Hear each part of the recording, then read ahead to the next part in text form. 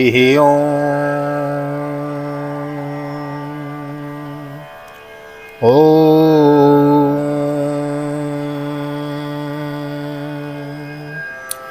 जय श्री राधे, जय Shri Krishna. Once again welcome to all of you our channel.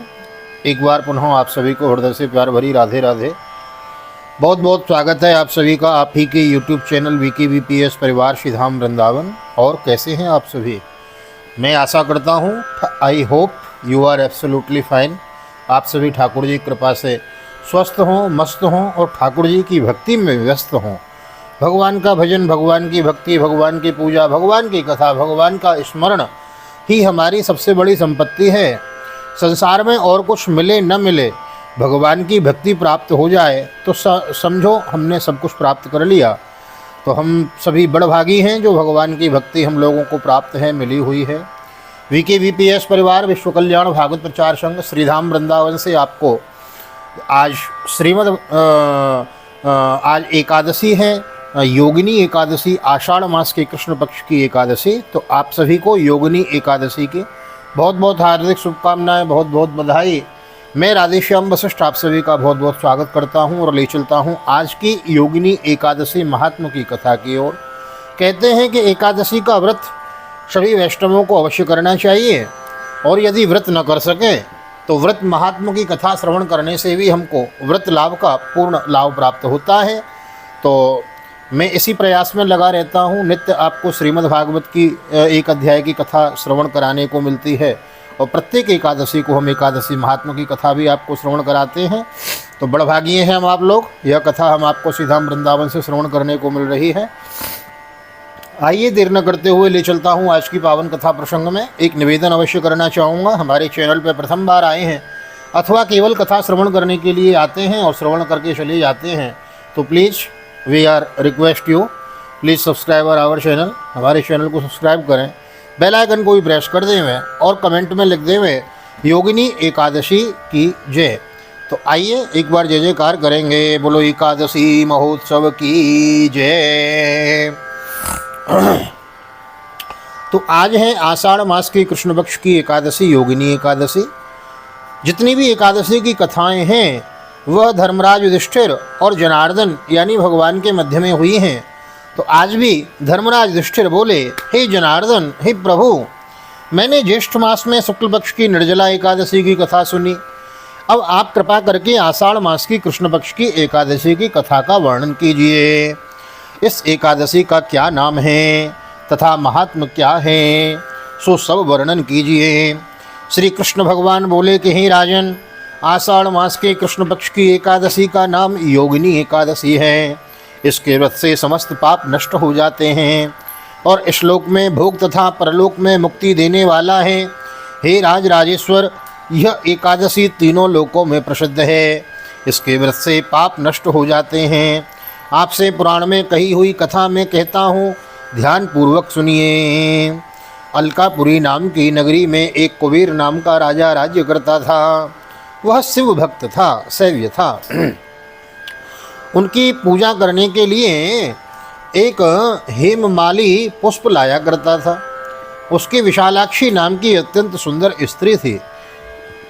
एक दिन मानसरोवर से पुष्प ले आया, परंतु कामासक्त होने के कारण पुष्पों को रखकर अपनी स्त्री के साथ रमण करने लगा और दोपहर तक न गया। जब राजा कुबेर को उसकी राह देखते देखते दोपहर हो गई तो उसने क्रोधपूर्वक अपने सेवकों को आज्ञा दी कि तुम लोग जाकर हेममाली का पता लगाओ कि वह अभी तक पुष्प क्यों नहीं लाया। जब यक्षों ने उसका पता लगा लिया तो वह कुबेर के पास जाकर कहने लगे, हे राजन, वह माली अभी तक अपनी स्त्री के साथ रमण कर रहा है। यक्षों की इस बात को सुनकर कुबेर ने हेममाली को बुलाने की आज्ञा दी। हेममाली राजा कुबेर के सन्मुख डर से कांपता हुआ उपस्थित हुआ। उसको देखकर राजा कुबेर को अत्यंत क्रोध आया। उसके होठ फड़फड़ाने लगे। उसने कहा, अरे पापी, महानीच, कामी, तूने मेरे परम पूजनीय ईश्वरों के भी ईश्वर शिवजी का अनादर किया है। मैं तुझे श्राप देता हूँ कि तू स्त्री का वियोग भोगेगा और मृत्यु लोक में जाकर कोढ़ी होगा। कुबेर के श्राप से वह उसी क्षण स्वर्ग से पृथ्वी पर गिर पड़ा और कोढ़ी हो गया। उसकी स्त्री भी उसी समय उससे बिछुड़ गई। मृत्युलोक में आकर उसने महा दुख भोगे, परंतु शिवजी की भक्ति के प्रभाव से उनकी बुद्धि मलिन न हुई और पिछले जन्म की भी सुध रही। इसलिए वह अनेक दुखों को भोगता हुआ तथा अपने पूर्व जन्म के कुकर्मों का स्मरण करता हुआ हिमालय पर्वत की तरफ चल दिया। वहाँ पर चलते चलते मार्कंडेय ऋषि के आश्रम पर पहुँचा। वह ऋषि अत्यंत वृद्ध तथा तपस्वी थे। वह दूसरे ब्रह्म के समान प्रतीत हो रहे थे और उनका वह आश्रम ब्रह्मा की सभा के समान शोभा दे रहा था। उनको देखकर वह हेममाली वहाँ गया, उनको प्रणाम करके उनके चरणों में गिर पड़ा। उसको देखकर मार्कंडेय ऋषि बोले कि तूने कौन से खोटे कर्म किए हैं जिससे तू कोढ़ी हुआ है और महान दुख भोग रहा है। इस पर हेममाली बोला, हे मुनि, मैं यमराज कुबेर का सेवक था। मेरा नाम हेममाली है। राजा की पूजा के लिए नित्य प्रति पुष्प लाया करता था। एक दिन अपनी स्त्री के साथ विहार करते करते देर हो गई और दोपहर तक पुष्प लेकर न पहुंचा। उन्होंने मुझे श्राप दे दिया कि तू अपनी स्त्री का वियोग भोग और मृत्युलोक में जाकर कोढ़ी बन तथा दुख भोग। इसी से मैं कोढ़ी हो गया हूँ और महान दुख भोग रहा हूँ। अतः आप कोई ऐसा उपाय बतलाएं जिससे मेरी मुक्ति हो जाए। इस पर मार्कंडेय ऋषि बोले कि भाई, तूने मेरे सन्मुख सत्य वचन कहे हैं, इसलिए मैं तेरे उद्धार के लिए एक व्रत बताता हूँ। यदि तू आषाढ़ मास के कृष्ण पक्ष की योगिनी नामक एकादशी, जो कि आज है, इस योगिनी नामक एकादशी का विधि पूर्वक व्रत करेगा तो तेरे समस्त पाप नष्ट हो जाएंगे। इस पर हेममाली बहुत प्रसन्न हुआ और मुनि के वचनों के अनुसार योगिनी एकादशी का विधि पूर्वक व्रत किया। इसके प्रभाव से वह फिर अपने पुराने रूप में आ गया, अपनी स्त्री के साथ विहार करने लगा।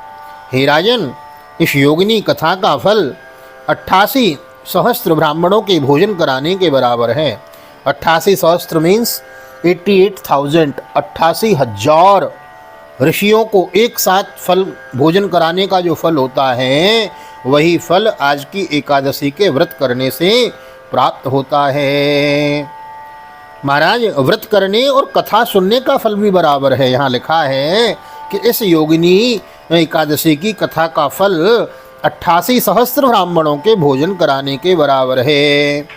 तो यदि हमने यह कथा आज सुनी तो मानो इतने ब्राह्मणों को भोजन करा दिया। हम कहा करते हैं ना कि व्रत करने का यदि समय नहीं मिल पा रहा है, व्रत यदि नहीं हो पा रहा है, तो आप कथा श्रवण कर लें। कथा मात्र से भी व्रत का फल प्राप्त होता है। इसके व्रत से समस्त पाप दूर होते हैं और अंत में हमें इहलोक में समस्त सुखों की प्राप्ति और परलोक में जाकर स्वर्ग आदि समस्त स्थानों की प्राप्ति होते हुए अंत में हम भगवत धाम को प्राप्त होते हैं। हमें भगवान के धाम की प्राप्ति होती है। बोलो भक्तवत्सल भगवान की जय। कृष्ण कन्हैया लाल की जय। राधा रानी सरकार की जय। योगिनी एकादशी महोत्सव की जय। आज के आनंद की जय। जय जय श्री राधे, जय जय श्री राधे, जय जय श्री राधे श्याम।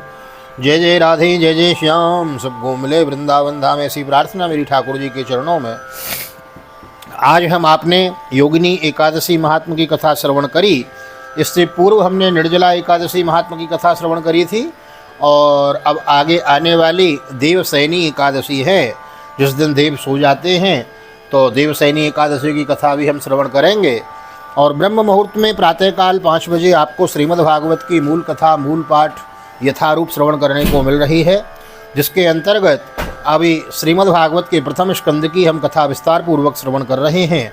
तो आज भी आपको प्रातःकाल वह कथा मिली है। यदि नहीं श्रवण की है तो चले जाएं चैनल पे, वीडियो में, लाइब्रेरी में जाकर आज की पावन श्रीमद् भागवत की मूल कथा, मूल पाठ यथारूप आप श्रवण करें। मूल कथा हम लेके चले हुए हैं, मूल पाठ श्रवण कर रहे हैं, करा रहे हैं, ताकि श्रीमद् भागवत के मूल तत्व से हम जुड़े रहे। 18,000 श्लोक, 335 अध्याय, 12 स्कंद का सार स्वरूप हम आपको श्रवण करा रहे हैं, यथारूप लेकर चले हुए हैं। तो अधिक से अधिक लोगों को शेयर करें। एकादशी महात्मा की कथा भी लोगों को शेयर करें। और नए आए हैं तो चैनल को सब्सक्राइब किए बिना न जाएं, बेल आइकन को भी प्रेस कर दें। मिलते हैं ऐसी ही अगली वीडियो में। तब तक के लिए श्रीधाम वृंदावन से आप सभी को भागवत निकेतन में राधेश्याम वशिष्ठ हृदय से प्यार भरी जय श्री राधे, जय श्री कृष्ण, हरि ओम।